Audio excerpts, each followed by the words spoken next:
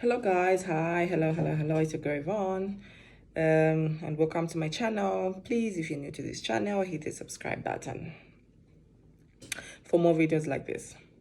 Guys, quickly, I just want to talk about a Schengen visa for unemployed spouses, unemployed partners, or unemployed girlfriend and boyfriends. Okay.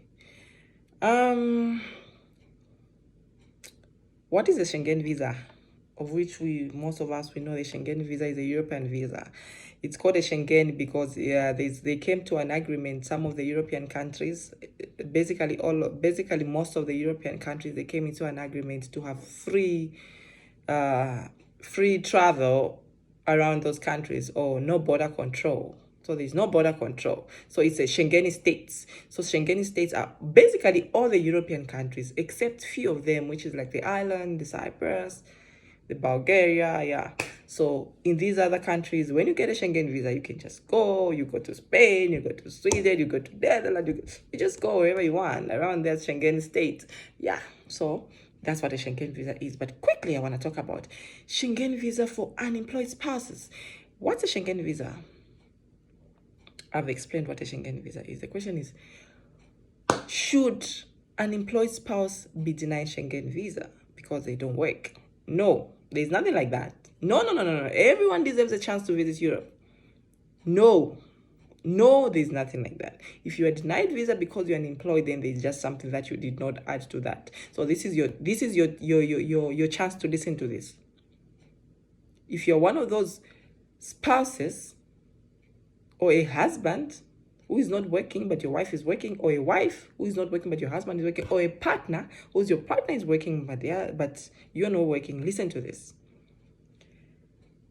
When applying for that Schengen visa, guys, when applying for the Schengen visa, if you're unemployed, make sure you write make sure your spouse who is employed writes a sponsorship letter. A sponsorship letter is a letter written by the person who's going to sponsor your trip, explaining how the whole trip will be. First of all, they have to write to the embassy, they have to address it to the embassy, and then they have to start they should first put the heading and sponsorship letter for my wife or for my husband with the passport number, etc. And then they start now introducing themselves. The husband to this lady, the wife to this man, what his name, you put his name, what will be traveling to Europe on this kind of a day, we'll be coming back on this kind of day. If you've got other places to go apart from the country, the main destination, you also include on this day, we're going to this and come back on this day, and then you travel back, and then now you just emphasize down there to say, I'll cover all the expenses for the trip, and then you just write, attached is my ID and my bank statement. Yes, it's them to attach the bank statement. Yes, it's them. Please, it's them to attach, because they're the ones sponsoring you. So they attach their bank statement because they've already written a letter to tell the embassy that I'll be sponsoring the trip. You don't have to worry about that because you don't have a job, you don't have a bank statement. But if you have money in your account somewhere, in a savings account, print it and attach it if you want. But if your sponsor has written a letter and everything, no need. You got a visa. Put that letter. Please, put that letter. Put it. You get your visa. Don't worry. I'm speaking like this. I'm not just speaking from whatever. The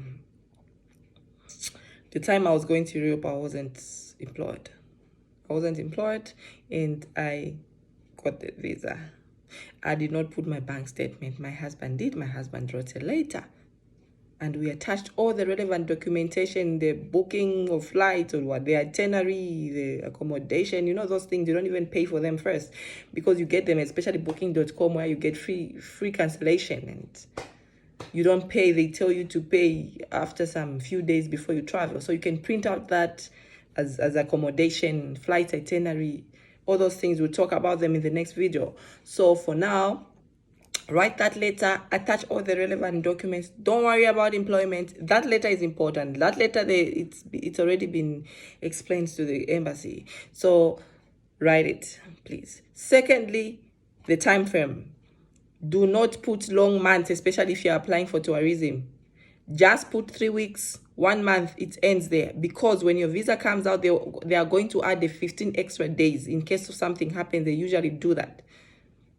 They usually add extra days. They usually add the 15 extra days. So if you applied for it, you're telling them that you'll be there for a month, they'll add 2 weeks. So it'll be 1 month, 2 weeks. If it's three weeks, they'll add it to be 5 weeks.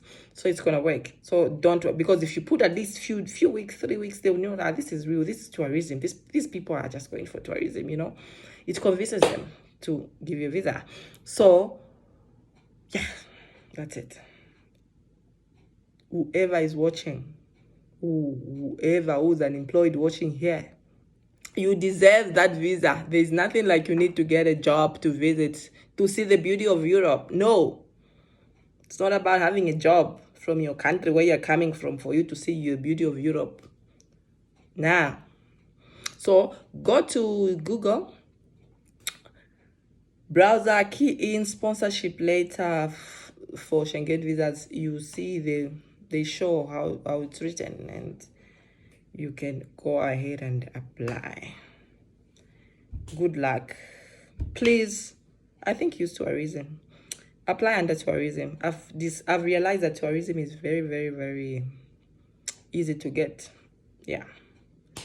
When you're going with your husband, you apply under tourism and then you get it. And this is something that we'll talk about in our next video. Yes. Thank you for watching, guys. Stay tuned for the next video. Bye-bye.